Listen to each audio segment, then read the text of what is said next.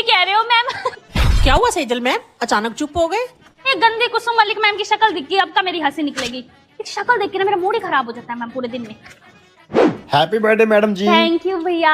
अच्छा सुनो कैंटीन वाले भैया, एक काम करो 13 समोसे पैक कर दो जल्दी से, सभी टीचर्स के लिए पार्टी देनी है ना उन्हें। ओहो 13 समोसे मैम, और 13 ही टीचर है, मतलब कुसुम मैडम को भी दे रहे हो पार्टी? उसको ना पूछूं मैं, चटनी भी मेरे को खाने हैं 2 समोसे, तभी ले रही हूँ मैं। बर्थडे वाले दिन उसका नाम लेके मूड खराब कर दिया। आप जल्दी से 13 समोसे पैक करो। हाँ जी स्टूडेंट जल्दी कंप्लीट करो। मैम नोटबुक कलेक्ट कर लूं? हाँ मेरा बच्चा कर लो। सारे बच्चे कुसुम मलिक मैम की नोटबुक यहाँ रख दो।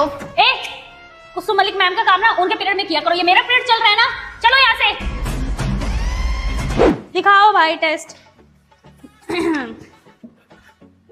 मैम आपको पता है कुसुम मलिक मैम की तबीयत खराब है बहुत ज्यादा।